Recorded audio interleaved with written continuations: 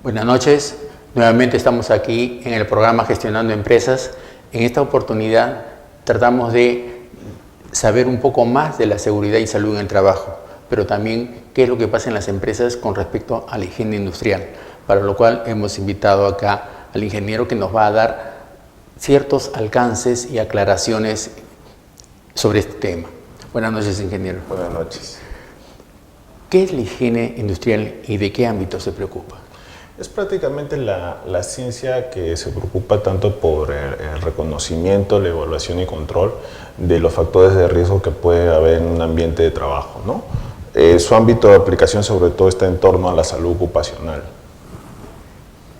Y hablando propiamente dicho sobre la Ley de la Seguridad y Salud en el Trabajo, ¿cómo exige este tema? ¿Cómo lo vemos la seguridad industrial dentro de esta ley? Sí, a nivel de la Ley de Seguridad y Salud en el Trabajo, hay una exigencia en cuanto al registro de monitoreo, tanto de agentes físicos, químicos, biológicos, y también factores de riesgo disergonómico y psicosociales. Se exige ese registro obligatorio. Sabemos que los temas que tratan la higiene industrial a veces existen algunos vacíos, algunas normas legales, como que faltasen precisar qué temas son en concreto. ¿Cómo es acá en el Perú? Acá en el Perú lo que tenemos es el alcance en la resolución ministerial 375-2008, TR, del Ministerio de Trabajo, que da sus alcances en ergonomía básica y en algunos agentes físicos, pero sobre todo nos está faltando normas en cuanto a las metodologías para el muestreo de estos agentes, ¿no? Como que se tiene muy poca información respecto a ello, ¿no? A nivel nacional. Y la mayoría de las empresas, por la misma competitividad que hay en el mercado, se preocupa más en mejorar su producto, en mejorar la calidad de su gestión, de su servicio. Pero, ¿cómo podría afectar la higiene industrial en la productividad de la empresa? Sí, de alguna manera, al no tener esta medición de los factores de riesgo y de estos agentes, no podríamos saber en cuánto está contribuyendo este perjuicio a la salud del trabajador, ¿no?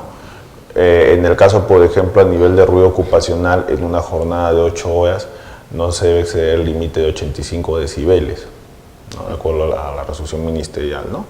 Entonces, la higiene industrial nos va a ayudar en ese tipo de análisis, ¿no? De mediciones, y también de alguna manera disminuir problemáticas en cuanto a los trabajadores. Si bien es cierto que la mayoría de las grandes empresas y pequeñas empresas, medianas, están aplicando la higiene industrial, pero ¿cómo puede aplicarla una pymes, por ejemplo? Sí, en el caso de una pyme, de alguna manera hay una exigencia en la resolución ministerial C85-2013. De alguna manera, si este registro de monitoreo se da como exigencia para ellos, ¿no? Ahora, en el caso de las pymes, sobre todo, la aplicación se va a dar en la medición de algunos tipos de agentes, ¿no? No a nivel macro como en una empresa, ¿no? En una empresa mediana y grande, ¿no? Hablando ya de los monitoreos que acabas de mencionar, ¿cuál debe ser la frecuencia recomendada para realizar estos monitoreos ocupacionales? Sí, la frecuencia recomendada, si no es cierto, la ley de seguridad no hace una especificación de cuánto es la frecuencia, pero sí se recomienda que por lo mínimo pueda ser al menos una vez al año este monitoreo, ¿no? Y hay algunas organizaciones que lo realizan de manera semestral y de manera trimestral. En el caso de las pymes, por ejemplo, es idóneo que este tipo de monitoreo se haga al menos anual, de manera anual. Más que nada por los costos. Por los costos que implica. ¿Y qué diferencias podemos encontrar entre un monitoreo ocupacional y uno ambiental? En el caso del monitoreo ocupacional, más se va a preocupar por el análisis de los agentes internos. En cambio, a nivel ambiental ya uno hace un análisis a nivel del entorno, de los agentes externos, ¿no? Llámese casos como calidad de aire, calidad de agua y, ruido ambiental también, que son las mediciones que por lo general se realizan. Ya, pero estos monitoreos en cuanto a la parte ambiental, a veces muchos son factores que no dependen de la empresa, sino es el entorno al cual tiene que adaptarse. Así es. Y en esos casos, ¿qué es lo que hace la empresa? Por ejemplo, si ve el agua contaminada del río, ¿cómo podría ser? Sí, de una manera las empresas, para evitar ese tipo de percance, es necesario que tengan su estudio ambiental aprobado, que puede ser un estudio de impacto ambiental o un programa de adecuación y manejo ambiental, de alguna manera para ayudar a evitar conflictos sociales, ¿no? Es importante también evitar este tipo de conflictos, porque también puede que ello contribuya a que no se cumpla con sus compromisos ambientales. Entonces, cuando se aprueba este tipo de estudios ambientales, de alguna manera la empresa tiene que cumplir sus compromisos con el sector competente. Entonces, entre ellos está también estos monitoreos ambientales.